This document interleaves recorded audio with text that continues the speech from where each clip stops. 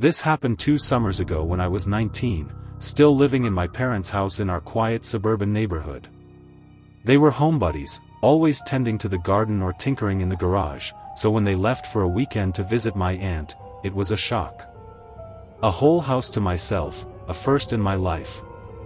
I invited my boyfriend, Ethan, over to seize the moment. We weren't usually reckless, but the empty house felt like an invitation for something wild. Ethan had a daring streak that always pulled me out of my comfort zone. That night, he suggested we explore the old woods behind my house.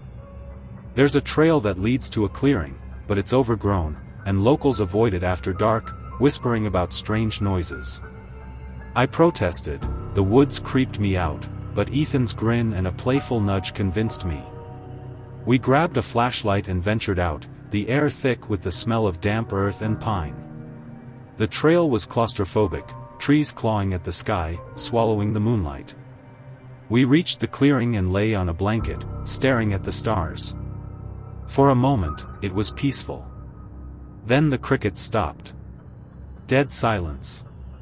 The air turned heavy, oppressive. I sat up, heart pounding, and scanned the darkness. A faint, unnatural glow pulsed between the trees, not a phone screen, too dim, too wrong. It flickered like a dying ember, maybe 50 feet away. I grabbed Ethan's arm, pointing.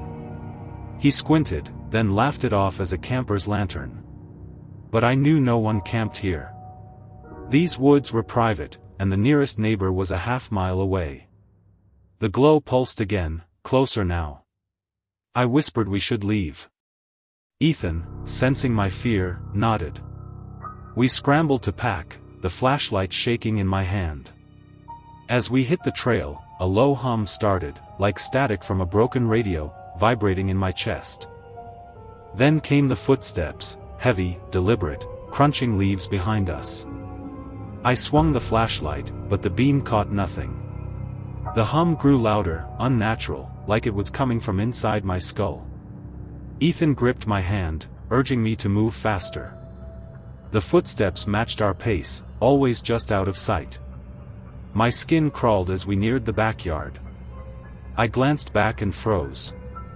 A figure stood on the trail, tall, impossibly thin, its silhouette wrong, like it was stretched. Its face was a void, no features, just darkness. It didn't move, but I felt its stare boring into me. We sprinted to the house, slamming the back door. I locked it, hands trembling, and flicked on every light. Ethan was pale, his usual bravado gone. I peeked through the blinds, and my blood ran cold. The figure was at the edge of the yard, closer now, standing just beyond the porch light. Its head tilted, like it was studying us. The hum was louder, rattling the windows. I noticed the back gate, locked earlier, was swinging open, creaking in the wind. I grabbed my phone to call the police, but the screen flickered, static crawling across it.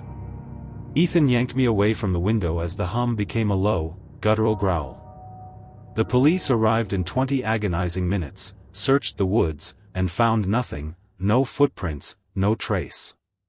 They said it was probably kids, but their eyes betrayed their doubt.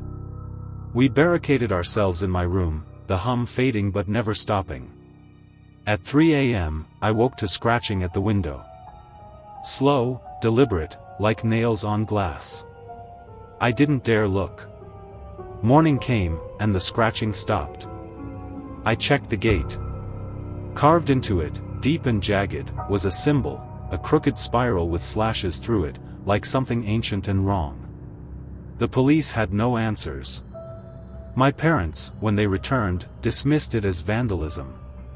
But I found that symbol again weeks later, scratched under my bed frame. I haven't slept right since. Whatever was in those woods wasn't human, and I swear it's still out there, wah.